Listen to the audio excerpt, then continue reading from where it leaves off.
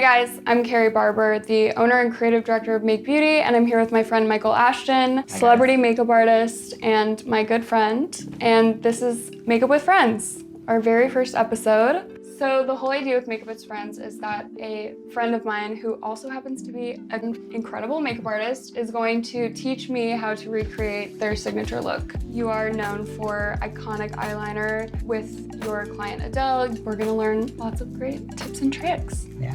Can't wait to share. Let's do this iconic look. Let's so start. Excited. So yeah, when it comes to doing clients' makeup, I think skin prep is key. Yeah. So let's start with prepping the skin. So this one I really love. It's the Supercell Deep Moisture Cream. I'm like a rich cream girl, so this is my Desert Island skincare product. Right. You know, when I'm doing clients, it's really about taking the product and really working it into the skin. I like to sort of work from the middle of the face out towards the edges. Oh yeah, get in the nasal labial. Exactly. Because you really want the product to work into the skin so that once you start adding complexion products, it all just melts into one. Yeah. So what I love about this product is, it's hydrating, but it has this kind of slip to it. I feel that it's not like a primer, but it does definitely fill some of the texture on the skin. So then it's also really key to make sure that the lips are hydrated. Yeah. So what I'll do is I'll do the skin, and then I'll pop a load of a lip mask on the lips. We did do a bit of the orbital balm earlier. Yeah. I like to do that ahead of time, so by the time we get to concealer, it's had time to really work into the skin. Yeah. Because sometimes eye creams combined with concealer, it can be a little too slippy. Yeah. So I think you want to get that ahead of the game. Yeah. So then my next step with clients is brows. Oh, I always do brow first too. Yeah. If I put complexion on first, I feel like I'm always brushing complexion through my eyebrows. Yeah, that's true, which can then look muddy. You're known for your brows. Yes, thank my grandfather for this. But yeah, for me, so we're just using like the clear brow gel. Yeah. I like to go through, just work the product in to begin with, and then slightly brush those inner middle ones upwards, and then you can just tuck down the little outer corners. Yeah. And what I find is by doing the clear brow gel first and then using a pencil or, you know, like the blade line, it gives something for the brow product to adhere to. Right. What shade do you normally use? I use cool brown. Okay. But someone told me to use cool taupe because then it would be less heavy. Yeah, if I were doing you, I would probably do cool taupe to begin with. Yeah. So to fill in that underneath bit like you do. Yeah. So the two bits that I always think are important is this underneath bit, filling that in. And then for me, it's this top corner. Yeah. Because I feel like that then gives you the frame of the brow and you can fill in between. Yeah. Whereas if you're literally doing top, bottom, it ends up looking like a caterpillar. Yeah. So yeah, Which try that. Which is pretty easy for me to do.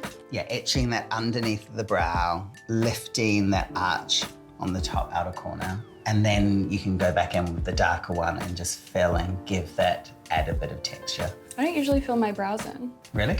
Well, I'm really lazy. Did you do this one? Yeah. Did I? Oh. Light touch. I mean, gold star for trying. Yeah. Yeah. I do my best. It's just this little. Have a look at that corner. See how it just gives you that added bit of lift here. Yeah. So yeah, then what I like to do once I've sort of filled the brow and got the shape that I like is to go back in with the clear brow gel. Yeah. I actually often will take off the excess product on the back of my hand and then really just work it through so that you soften any lines that you have when you've created the shape. So now we've got the perfect kind of frame to the eye to then go in and start, you know, we'll get that base perfect and then we'll work on the shape of the liner. So then the other thing that's important when doing eyeliner is to make sure that the lid is clean. Oh, yeah. Because obviously we all have natural oils. Yeah. So I like to use either Bioderma or some sort of micellar water. Yeah. And then just literally sweep across the lid to make sure that we have a clean canvas before we start. I've never done that. Oh, you haven't? Mm-mm. Like with my eyeshadow brush, I'll do a little bit of the diffusion set. And I'll usually do that before any kind of eye look that I do. Right. We will go in and use the powder, but I think for me, unless you take off the oil that's there. Yeah. Sometimes the powder and the natural oil can combine and you end up with, it's that muddy look again. Yeah. I always like to just lift up the brow a little bit, and then she can get into every little nook and cranny. Sometimes I have hooded eyes and sometimes I don't. Like this right side definitely is more hooded, but then also like if I'm tired or I've had a really fun night before, my eyes are so much more hooded. And then sometimes I'm like, wow, look at all the space up there.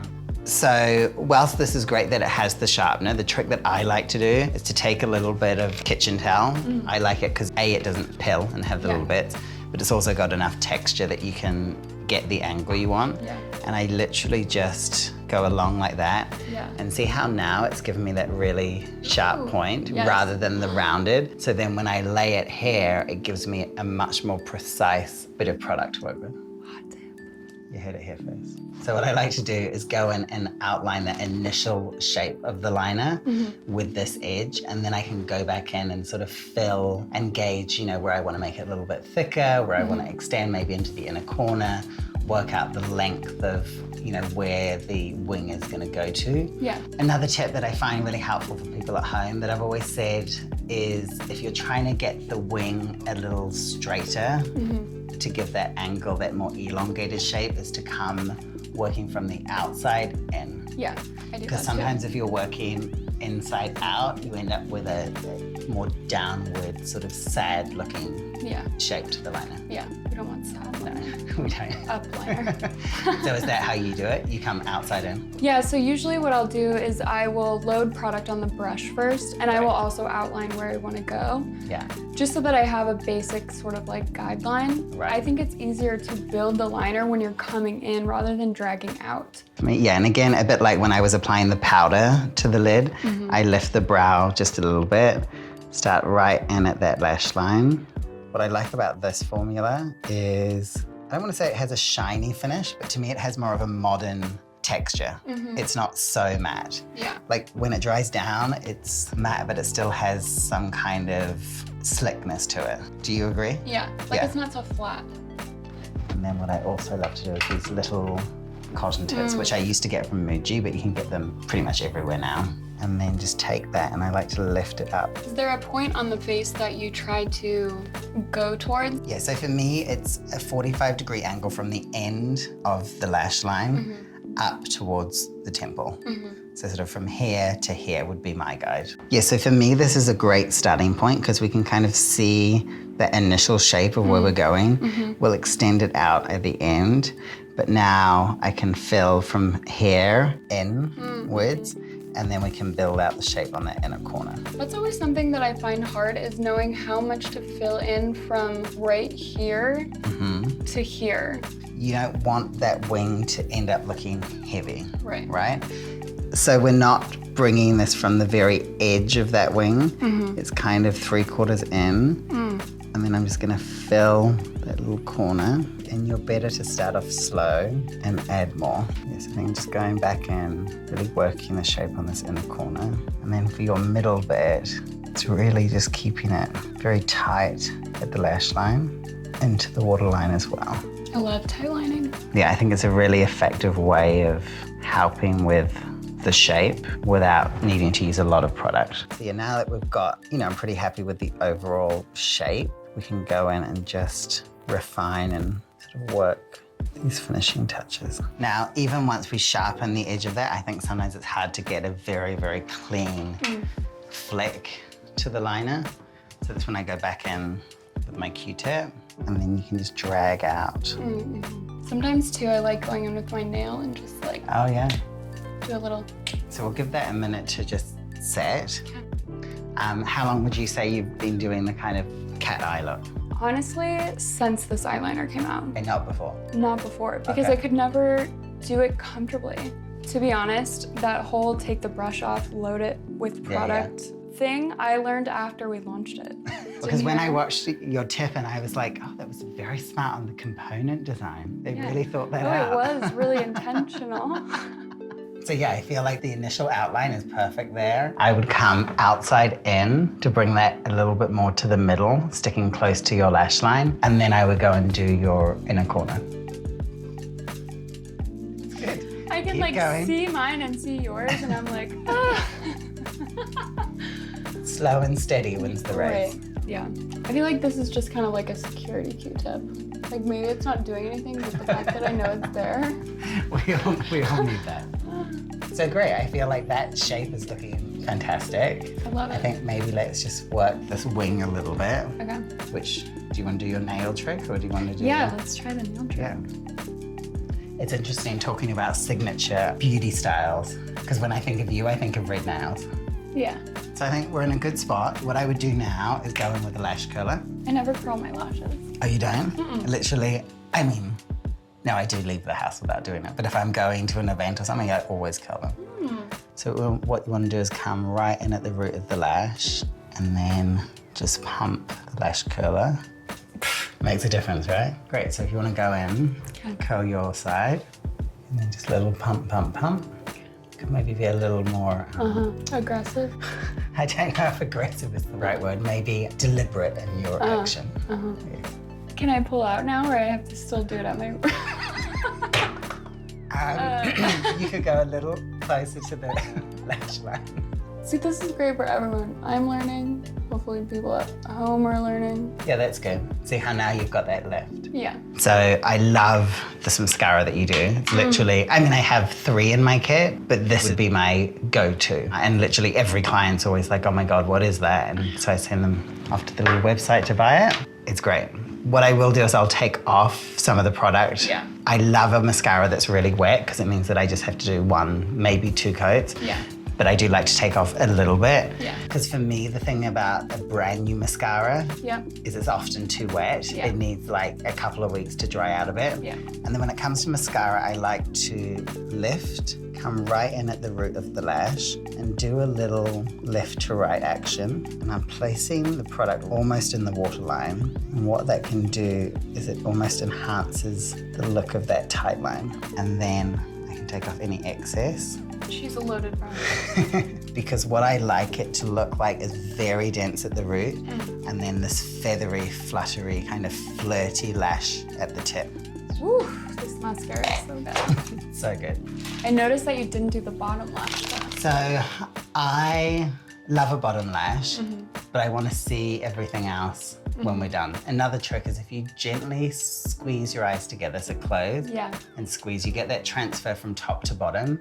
And sometimes it means that you get just enough without the lash looking too spidery. Sometimes what I'll do is I'll like place the brush here and close and then like roll. Okay. So you get just a little Yeah, that's cute. there. Because again, I'm lazy, I like doing things in one step. So yeah, I think we're in like a great shape with where the eye is. Let's go and do some complexion perfection. So how did you get started in beauty? So I grew up riding horses competitively while I was at school. And Something I didn't know. there you go. You're such good friends. Yeah, so I went to the national champions for horse riding. And then my parents sort of said, okay, that's either going to be your career or you need to think about something else that you want to do. And I'd always loved sort of getting my mum ready before she'd go out for dinner with my dad, like blow drying her hair, doing her makeup, that kind of thing. And so I thought, okay, maybe this is something that I could make a career of. And so I got a job at the local hair salon, working after school and weekends, sweeping the floor, shampooing hair. And that was really the start of it. What was your first big beauty job? So how it came about was I was working in this hair salon. I was at reception, I saw this handwritten note that said, you know, please call such and such. They're looking for a hair and makeup artist to do a shoot for Nomdi, which is a very famous New Zealand fashion designer. Please call this number. So I literally ripped the page out of the book, like ran to the back, used the phone, called the number, and she's like, oh, that's so great. Like, are you available this date? Like, have you had experience? I'm like, yeah, I've done loads of shoots. And she's like, great. So off I go to this job. I mean, I'd never done makeup on a shoot. So it was really a case of like, fake it till you make it. I did a great job. Sometimes you just have to like jump off the edge and do it. Yeah, I think that's the best way to learn. So yeah, just quickly, complexion. I love using this big sponge to really work. I mean, the great thing about that foundation is it's super skin-like. Yeah. So it blends beautifully. Yeah. But I love a big sponge like this to really just massage it into the skin. I love sponges. And then I also use a couple of brushes to kind of buff and polish where needed. Yeah. Then I've gone back in with concealer to just, we're gonna brighten that under eye area. I also love to do this little crisscross technique. So it's like to the side and then down. And what I find is it almost meshes the product so you get that lift without having to like layer a whole lot in. Ooh, little crisscross. And then touch down the nose, the chin. And often the other area I think people will forget is the corners of the mouth. Oh, yeah. I'm really just coming in with a brush to cut out any redness. What would you say is the moment that changed your career, or this is like the next level? This is like what I've been working towards, and this is like where I've wanted to go? I mean, I think there's probably been a couple of them over the years, but for me, and I can't remember off the top of my head what year it was, it would have been my work with Adele, but it was the year at Grammys where she'd cut her hair short, she'd gone blonde, it was the winged liner, a red lip, and I feel that was not just from a beauty perspective, but from her styling, the Armani gown that she wore, was the moment in time that people really kind of did a double take and saw her in a different way. Yeah, so like you've got a full face, but it still looks. My skin got better. It's been so glowy, like I've been sleeping my whole life. Of course you have. I did a little bit of contour, very soft, with stick and baked. Oh yeah. And then went over with a little bronzer, but this, besides the liner, is kind of, it gives the look, I don't know, to me it's just a really beautiful touch, adding that pop of color to the cheek. I'm surprised that you chose the orange shade. I thought that you would have gone maybe like the hot pink. I mean, a corally pink has always been my favorite. Yeah. And then if you need be, you can actually take the brush that has that little bit of powder and just soften those edges. I do that too. I kind of go over Sometimes and it can look diffuse. like all too shiny. Yeah. And if you just soften the edge a little like that. Well, I also just love because it lifts that cheek and it makes it all look kind of full and plump and yes. pretty. I've slept my whole life. That's the look. So let's do a little quick lip. Lippy lip. Let's do a little round of this or that. Foundation or concealer? Concealer, because I could share it down. Cream or powder blush? Cream. Liquid liner or pencil liner? Gel pencil. Yeah. Matte or glowy? Something in between. Or a combination of the two. And so with the lip, I often like to start the initial application out of the bullet and then go in with a brush to kind of polish those edges rub together. Okay, next one. Red lip or a neutral lip? Now that depends on the occasion. It tends to only be one or the other. Yeah. Like I'm either doing a nude or a red. Yeah, same. I'm not doing a deep berry plum. What's one of your favorite looks that you've done of all time, besides the Adele Grammys one that we already mentioned? I think one of my favorites, it's an image that I did for Marc Jacobs when I was their Global Artistry Ambassador. And it's very simple, because even if I'm doing something more editorial, I still like it to be more graphic, more simple.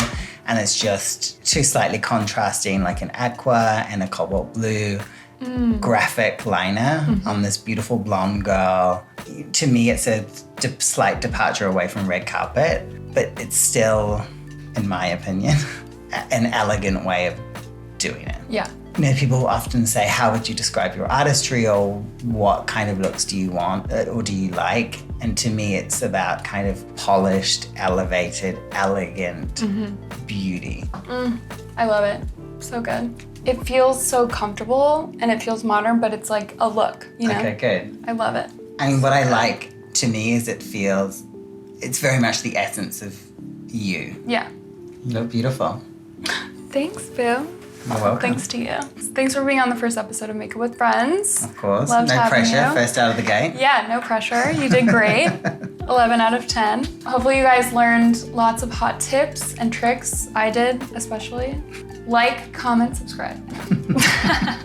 See you later. We'll see you on the next one. Love you.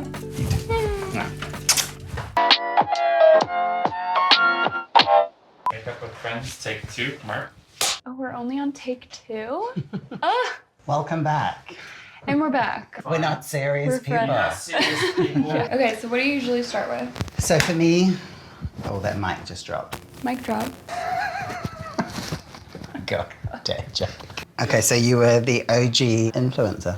Yeah, I'm just getting everyone to take their clothes off. I love being naked. Clearly. Yeah, everyone at the office is like, oh, there she is, in a naked dress again. Just do it. Do you want to have a go on your other eye? Yeah, see if I can remember everything we did. Don't forget to breathe.